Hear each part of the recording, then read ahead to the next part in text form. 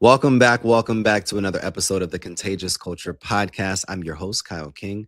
And the goal of this podcast is simple: to help you create ecosystems and environments where people thrive. Look, today I'm excited to get into this conversation. I have somebody that is truly shaping community, somebody that is building stronger organizations, and somebody that's making culture something that the community can feel. My friend Maddie Myers, SVP and Director of Client and Community Relations at PNC for the Western Carolinas, including obviously the lovely city of Charlotte. Maddie's work blends corporate leadership with real community impact, from early childhood literacy programs to arts and cultural initiatives. She's truly showing how business and community go hand in hand. But beyond her impressive professional role and background, Maddie is a mom, a volunteer, a leader who shows up in ways that inspire those around her. Maddie is somebody that I trust, that I believe in, and that her leadership is truly a light that is shining not only in North Carolina, but countrywide. Maddie, how you doing? Good. How are you, Kyle? That was such a nice introduction. Thank you. Yes, you deserve it all. Like I'm so, before we even get into like all the questions that your team's gonna have to review. Before we get into that, like I'm really, really excited to have this conversation. You are doing just amazing work. How you're bridging, like building bridges, how you're a connector, how you're a trailblazer in this city. I'm just really thankful to share time with you. And before we even really get started, I'd love to just ask you just this first question: what keeps you going? That's a good question. Man, especially this week, I've had about allergies and all the things. But I think it always goes back to mission and helping people. And I wear a lot of different hats in this role, so it's not the focus isn't always being out in the community. Sometimes it's internal focus, sometimes it's business minded and business focused. But I think at the end of the day, having an impact is what gets me out of bed. It's interesting when I hear like having an impact or driving missions and making a difference, but I'm sure that that's a trait that I find in leaders, yes, but it's not always a trait that is just born. You're born with it. There's probably either someone or something that happened or someone that exposed you to what you do that really propelled you into the work that you do today. Like, take me back. Like, what helped to develop this value of service, this value of impact within you? Yeah, it's a great question. I think I give credit to my grandparents.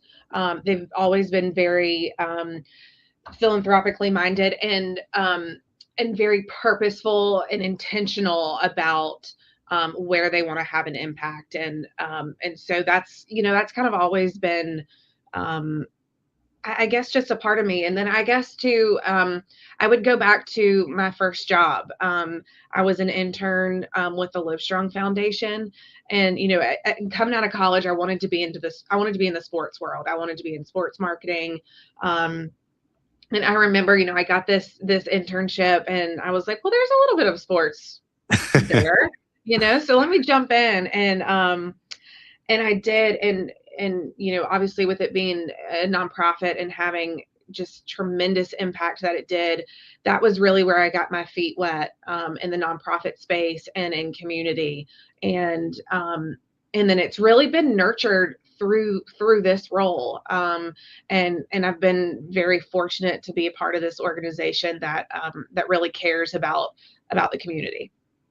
Now, when you think about your work now, because you've done a lot, you've went from a lot of different areas and it's kind of evolved to what you do now. When you think about your work, what is different about your work now versus when you were really serving on the ground of a nonprofit organization? Sure. Yeah. No, another good question. I think it's almost like I've my role has reversed a little bit, and so I was on the fundraising side um, and doing the work on the event side and on the ground level, um, and now I get to really focus on the impact that um, the bank has and the resources that we have and maximizing those resources to create impact. Yeah. So rather than doing the fundraising, I'm able to do more of the funding and really utilizing the resources. Maddie, you've probably interfaced with many, many organizations in your tenure. Sure. What are the differences between organizations that are what we like to say within our organization optimized or ready to receive funds versus the organizations that potentially need some more time before an organization like yours would deploy resources?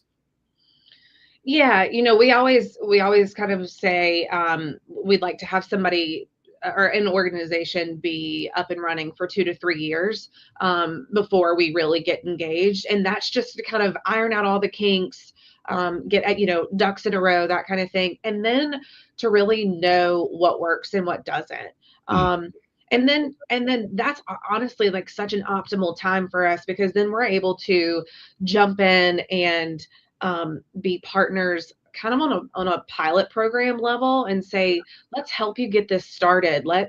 Um, let's get this started and have impact and see where it goes and build over time. So, and ultimately it all goes back to relationships. So, you know, whether you're ready or not ready, I think starting starting with a conversation and a vision and your mission, sticking to that mission, not doing too many things just because they all sound good and we want to, I think like in nonprofits and individuals with big hearts, we want to do everything. We want to help. We want to be everything to everybody. And I think the more focused you can stay on mission is critical. One of the things that I talk about often is mission drift and Mhm. how oftentimes organizations will build, but then they'll get distracted by what the industry is wanting or how organizations' funding priorities are changing, and they move away from their initial mission so that they can receive resources. How do Sure. you feel about that? And what would be your advice to organizations to really just stick with your mission and stay niched down, like you mentioned? Yeah, it's it's really appealing to want to do that because you want to kind of go where the money is. And I always tell organizations, don't create a program or something just because it fits funding priorities. That's good. Do it because it's what you know is required of the work and your mission. Because you start creating something just for a funder, and now you're doing that mission drift, and you're kind of going off in another direction. Um, and I don't want to create work for organizations. I want to help them do their work, so I don't want to create extra work for them, if that makes sense. 100%.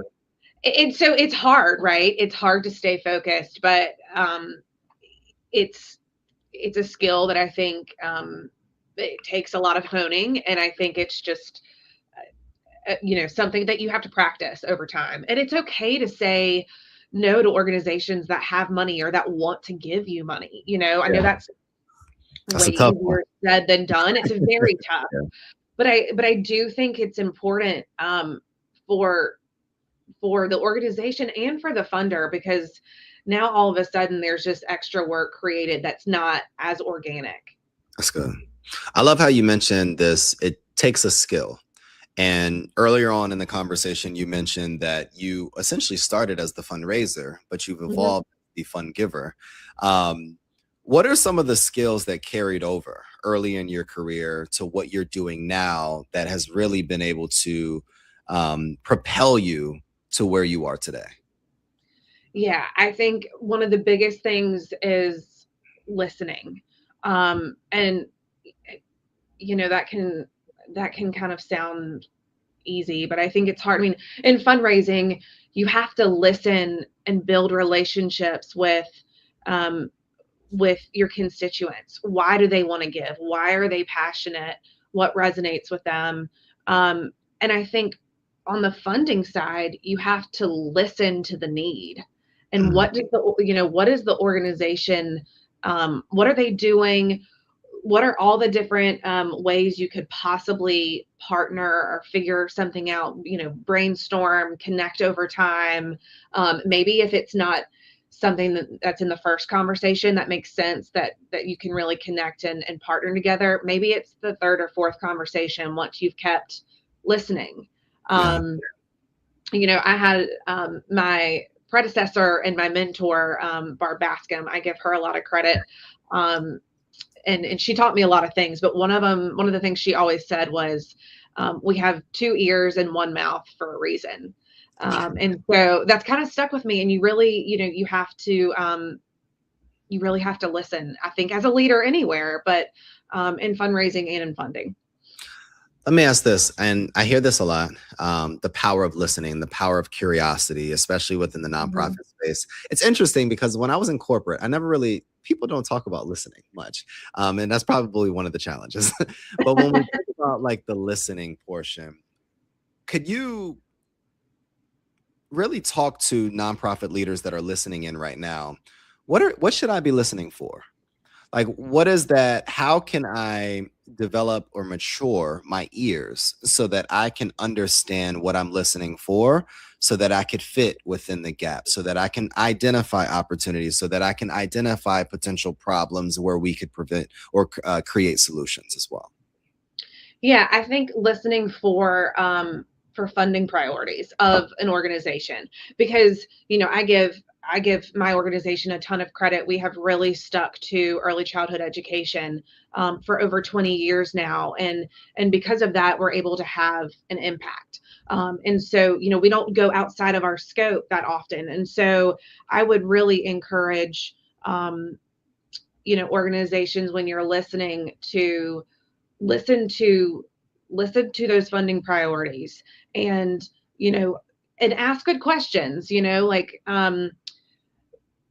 because sometimes there is a way to partner, even if it's not completely obvious at first. Yeah. Um, and so yeah, I would listen to what the funding priorities are. I would ask good questions, um, and then if it's not a fit, that's okay. Yeah. And I know that's tough to walk away from. But let's keep the conversation going, is what I would always say, because you never know in that third or fourth conversation if you've done something maybe different, or if something is shifted on my end, maybe there's room to partner. So yeah, listen to the funding priorities, listen to timing of gifts and funding cycles. Like when, maybe our fiscal year is a little bit different than yours, so maybe that could help or hurt in a certain way. Um, yeah, so just listen to the funding priorities, the funding cycles, when funds are available, when it's appropriate to have certain Yeah. conversations, um, and then just ask good questions. Maddie, do you find that most organizations, especially on the banking side, have very similar funding cycles where you probably need to be having these conversations Q3, Q4 if you need funds for that following year, or is it completely different corporate or just based upon individual entities? Yeah, I don't know if I can totally answer that question, only because I can't speak for other organizations. Yeah. I would imagine there's some similarities, Yeah. but and I think too, it depends. Are you working with a foundation, or are you working on a charitable contribution sponsorship side? So it just kind of depends. Yeah. I would imagine there are a lot of similarities. Yeah. I love what you mentioned earlier about PNC's really their focus for the last 20 years on early Mhm. childhood education, and early childhood literacy, and programs like the Dolly Parton's Imagination Library that you even exposed to me. Like, we've been using it, but we never knew that that was the actual program. Those things are close to your heart. Why do you see these initiatives as both, I guess, a social and economic priority, especially for Charlotte? Sure. So I think there's a challenge that we're seeing, is that kids are not entering kindergarten on um, able to read or on grade level. And so, I think our charge is really to help prepare kids for kindergarten. And that's the challenge we're seeing. And that, that has future impact. That has impact for a long time. If kids are starting behind, it takes longer to get caught up. And then, ultimately that impacts workforce and ultimately the economy, whether that's local or, wider spread. That's good. So I think that's the challenge that we're up against. And yeah, I do. I'm really passionate about what we do. The Dolly Parton Imagination Library is one of the programs that Smart Start of Mecklenburg County runs here locally, and there's different organizations that run it in different areas. But and that actually takes me to kind of the point about listening, Kyle, because you know and then that makes my role a little bit different from a role of one of my counterparts in another part of our footprint. There might be different priorities or different organizations doing different things in other markets. That's good. So I think that's the importance of listening too, because what somebody's doing over in a different part of the country, while we still have similar priorities, that community may have different needs. And so the way we partner in the community could look a little bit different. But I don't mean to go off on a tangent with that and going back to listening, but I love Dolly Parton's Imagination Library. And it is personal to me too, because I'm a mom, and like you mentioned, and I actually have another one on the way, which we're really excited about. So we'll be signing her up for Dolly Parton's Imagination Library soon, as well. But I just think getting books in front of children and having them read with their caregivers, and I think it's just really important. It goes a long way. What does impact look like? I love the work that you are doing. I love the work that the organization is doing, but I always love to hear vision stories as well. 5 to 10 years from now, what ideally, if everything worked exactly how you all are planning it organizationally from a leadership perspective, what change would the city see? What change would our students and our children see as well? Yeah, it's a good question. And I think, it can be answered a lot of different ways. And there are really good, great, strong organizations out there focused on specific impact like that. I think Read Charlotte is really Yeah, trying to get folks reading on grade level. And that's a very specific goal. So, you can certainly measure impact in that capacity. But I also think what's really important is details. And what I like to say, the bank has this brilliantly boring tagline. And so I like to say, the details are boring but brilliant.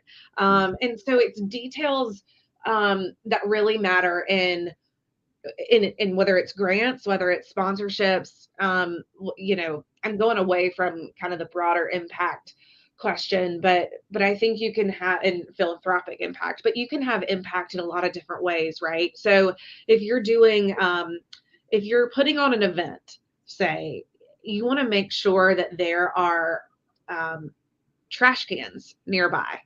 mm, Who thinks of trash cans, but you want to make sure that it's super easy, that people don't even have to think about it, but they're able to throw their trash away or recycle or anything like that. So I think it's the brilliantly boring details that matter, that ultimately will have that impact, whether it's on the philanthropic side, the business side, really no matter what you're doing or what your focus is. I love that. And I have this visual, and I mentioned this a few weeks ago as I'm preparing for this speech, about how one puzzle piece can never create a full vision. And when you go to the store, any store, and you buy a puzzle, there's literally no puzzle with just one piece. And when I think about what you just mentioned, what I see is that PNC works with this consortium of organizations that are all different puzzle pieces, and all of us collectively are going to help create this vision for the city of Charlotte, or this vision for our students in education. And anybody Absolutely. listening is kind of like, you have to think about what is my contribution, and Yeah, what piece do I provide or contribute to this organization or this grander challenge that we're trying to overcome. When I I love think that. about even before we started talking, we talked about like different leaders. Shout out to April Whitlock at Lending Tree. And, Charlotte has a very impressive network of leaders across arts and business and nonprofit sector. How do we work together and collaborate so that we can collectively create meaningful change? Like, what are some of the things that we can do as leaders so that we can support our students in education, so that we can support arts programs, so that we can really develop and continue to create this vision for what we see as in our city? Yeah, there's a lot of different ways to answer this question. So I'm trying to think of the best way to do it. Other than vote in local elections, Yeah. I had to put that plug in there. Yeah. I think, we can listen to the conveners. There are a lot of conveners in Charlotte, whether it's Foundation for the Carolinas, United Way, Smart Start. There are a ton of conveners, and I think they're bringing people together, all these different puzzle pieces, to have conversations. And so, yeah, I think lean in, listen where you can, and again, kind of like organizations, you don't have to be everything to everyone. You don't have to volunteer at 5 different organizations, Yeah. to have impact. I think just really try to lean in and listen where you can, and find your passion. Like, I think as individuals and leaders, where do I want to plug in? What matters to me?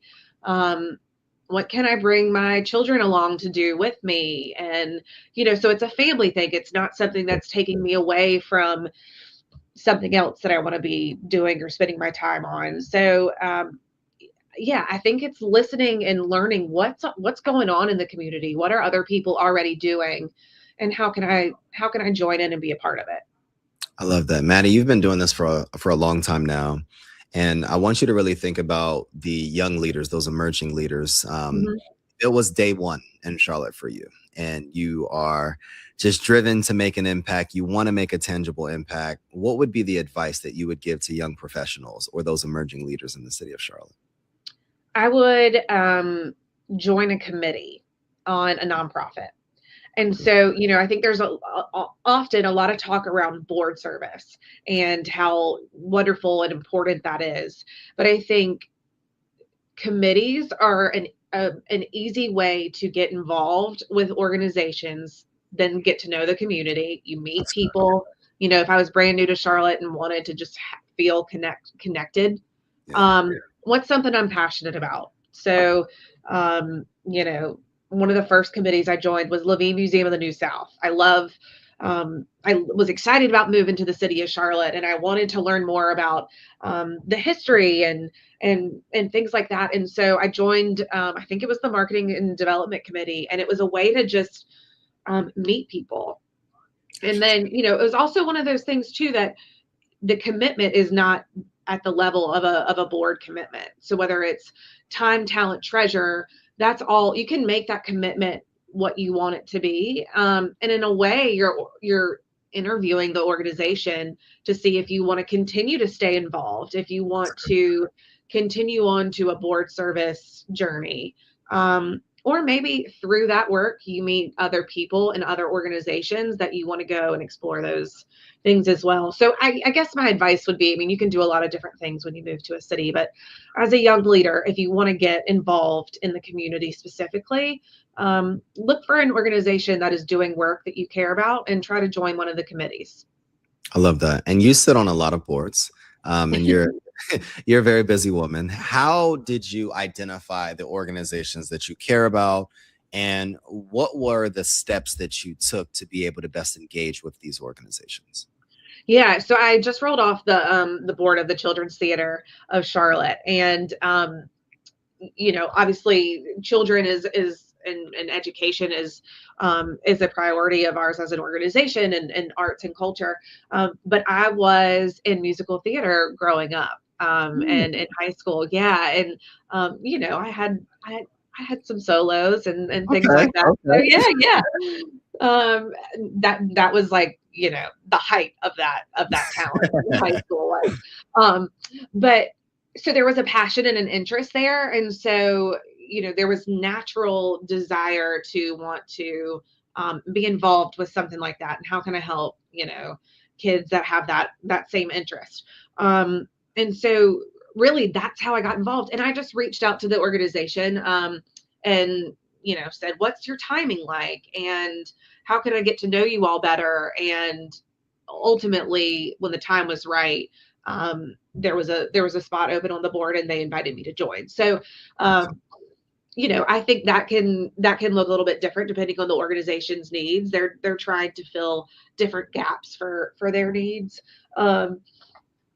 And then I'm trying to think, Smart Start. I'm on the board of Smart Start of Mecklenburg County, like I mentioned, and that was really a natural fit for the funding that that PNC is working towards, and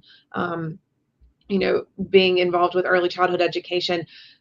Not only is it really the funding side, I really shouldn't even say the funding side. It's more of because board service doesn't always mean funding comes with it. It's more Right. of I want to be engaged in this community. I want to learn the challenges that are happening within this community, and I just want to be close to the conversations and what's happening, so I can be whether that's a better funder or just a better partner, a better thought leader, anything around that, around early childhood, I want to, be more equipped to be a part of. And that organization really helps me do that. So, yeah, so they were fortunate to have me on, and it's been great. And then, there are some other boards and committees that I do just out of personal passion. Yeah. But yeah. Maddie, what gets you excited? Like what's something that just personally or professionally that just has you excited these days? I mean, personally, I am just obsessed with my daughter. I love I really am. Like, I know that sounds so funny, but she's 18 months old and just the cutest thing in the world. And it was so great. Like, I actually took her a few weeks ago. I took her over to Wing Haven Gardens Yeah. here in Charlotte, and it's just such a beautiful space. There's a children's garden that they had that I was able to take her to, and so that was really fun for me because that was personal side of things, and I have a work relationship with Wing Haven, and so it was really nice to be able to blend the two, and to see her kind of like thrive in this outdoor space, and with all these natural resources, and it was a ton of fun. So yeah, I mean, I could sit here and talk to you about my daughter all day long. No, definitely. Same here. We have a 2-year-old as well, as a 10-year-old. And our 2-year-old, she's just, she's having full conversations now. She's just a breath of fresh light, like just a breath of fresh air. Totally. Just absolutely amazing in all the ways, like all the ways. Yeah. She's 2 going on 12. So Right. And it's so fun to see at this age, like they're learning something new truly like every day. And yeah, so, just seeing like the light bulbs go off, and her little facial expressions and the words she's starting to connect, and she's just so funny. So yeah, I totally get that. They're a light for sure. definitely. What is and we had this conversation the first time that we connected. Mhm. Um, if you look at your life, Maddie, over the next 5 years, 7 years, and you could snap your fingers and you changed an infrastructure or a community or did something that could change a system, what change are you going after? Oh, Kyle, that's a big question. I don't know that I'm ready for that one. A change. I think going back to early education, that just all kids would have access to books, would have access to reading and learning, and because it's so foundational. I mean, a child by the age of 5, 90% of their brain is developed. I mean, that's staggering. That is a big number. And so, that foundation is so important. And so I think that's, if I could see any kind of change or have an impact in a certain place, that's really where it lies. When you look back at your career and your impact, what is the one lesson? What's one principle that you hope leaders, even listening in, would take away from your own journey? I think it would be to, I mean, I keep going back to listening, but I would really say to pause and take a look around, um, and listen to issues that are happening or things that are happening. And I'll tell you why. I go back to when I first started at the Live Strong Foundation, and I started in 2012, which is, if you know anything about that organization, there was a big Oprah interview in January 2013, and um, so one of the best pieces of advice I had from another mentor outside of the organization at the time said, just watch and learn, because this is a big moment in Mhm. this organization, and soak up as much as you can. And so I think that can really be applied to a lot of things, whether you're working with your team and what their needs are, whether you're listening to community, whether you're listening to other leadership. I just think it's so important to listen and soak up what's going on around you before you can dive in and take action. That's such a powerful perspective because I think that a lot of times, especially in these spaces, we're taught and conditioned to just keep going and keep pushing Right. and keep creating, rather than taking the time to pause, to stay silent, to be observant, to watch and to listen. And I find that even in my own career. And, as visionaries, idealists, you are always creating a new thing and wanting to do this. But you have to recognize, and a mentor gave me this years ago. He said, you can do everything that you want to do in life, but you just can't do it at the same time. And Yeah, I like that. sometimes it's the time for not more action, but more information so that you could be able to make the most data driven decision, is what he said. When you think about your career, your life, Maddie, and this is one of the questions that I always ask, oftentimes we have these slingshot moments, the moments in our lives that pull us back, that potentially humble us, that show us who we are and what we're made of, and then it slings us forward. It gives us purpose. It gives us power. What was that moment for you? My husband was diagnosed with cancer. That was that moment for me. I will, fast forward and say he's doing very well. He's healthy, and yeah, we're very, very fortunate to have great doctors and that kind of thing. So yeah, he's cancer free and he's doing well. But this was close to 10 years ago that he was diagnosed. And you know, I had actually just joined PNC at the time, and I should say I give so much credit to the team around me and my boss and boss's boss and all the whole organization, really, because they gave me even as a new employee, they just kind of gave me the space that I needed to figure this out and then Yeah, come back, and it really created a sense of loyalty on of course. on this side. Um, but yeah, it was a slingshot moment. I think in a lot of ways, I'm really grateful for my hard days now, because my hard days are really not that hard. They're just normal bad days. Of And course. so, I'm grateful for that. And I think too, it gives you just such perspective on, you never know what's going on in somebody's life. That's good. You never know what they're showing up with, especially when I think about all the nonprofit organizations that I'm fortunate to work with. You know, these folks are often on the front lines of hearing some really challenging issues. And Yeah. so they may have just heard a story that they're trying to process, and now they're turning to me about a grant application. And, so it's just, you never know where somebody is coming from. You never know what somebody's going through. And so it's just a reminder to be kind. I love that. Um, yeah, so that was my slingshot moment, in a lot of different ways. I mean, I could talk about the lessons I've learned from that for a long time, but um, yeah, that was it.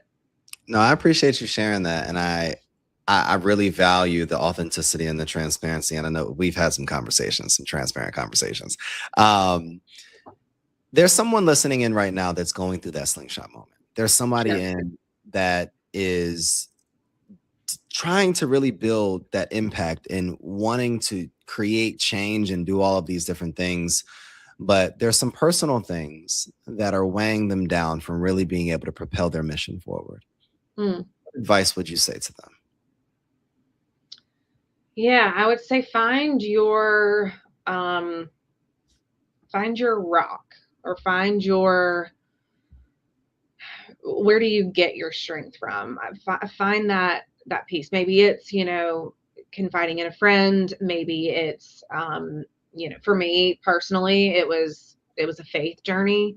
I know that's not for everyone, so that's, find what that is for you. Find where you're going to go back to get your strength, because you can feel like really heavy. There can be like there's a lot of hard stuff going on in the world, and so if you're going through something personal, yeah, I just say find what that rock is for you, and come back to it, and lean on it, get the strength from it that you need, to just get out of bed the next day and to just keep moving forward. And kind of like you said, I mean, I loved what you said about you can do everything you want, but you can't do it all at the same time. Give yourself grace, you know. Sometimes a win is just getting out of bed and getting through the day. And that's okay. That's a good win. Maddie, this has me feeling all types of ways, like in a good way. Because this is, I believe that oftentimes we have these conversations, podcasts, or speaking engagements and panel discussions, and we don't really talk about the real challenges, like the real things. And I Sure. appreciate you leading with your heart and being open and honest about the real challenges that we experience as people, human beings first, that potentially impact how we show up as professionals, but we have to continue to find that rock. And I'm giving a speech this weekend, and interestingly, this is such a full circle moment. One of my key components is I'm going to give them a rock, and Oh, wow. you have to be anchored in something, because I believe that is important. Like, how do you go back? Like, when you go through these moments, what are you going back to fill your cup, or to release or unpack what you're feeling, or Yeah. reveal who you are, all of those different things. So I appreciate you mentioning that. You've done a lot in this city, and you're just beginning. Where can people support you? How can we continue to lift up PNC's initiatives that you all have going on, and where can people find you as well? Yeah, thank you. No, I would say, any of the PNC channels on social media, you can see the great work that's being done, not just here locally and in the Western Carolinas, but across our footprint. And then as well, you can follow me on LinkedIn. That's where, a lot of our local work is showcased, and always, happy to connect on LinkedIn and anything like that. So don't be a stranger. Feel free to reach out. Oh, I love it. I love it. Anybody listening right now, connect with Maddie on LinkedIn. She actually responds. That's how we got connected. Um, so thankful for you, Maddie. So thankful for the work that you're doing and how you are taking the intentional time to connect business, community, and culture together in the Queen City. If you are still listening, one of the questions that we always ask to our listeners is, what type of culture are you spreading? Maddie is spreading a culture of love, a culture of listening, and a culture of leaning on relationships so that we can impact our community. If this is your first time listening to the Contagious Culture podcast, review it, like it, share it, and subscribe to the episode. The energy you bring is the culture you create. Make yours worth catching. We'll see you all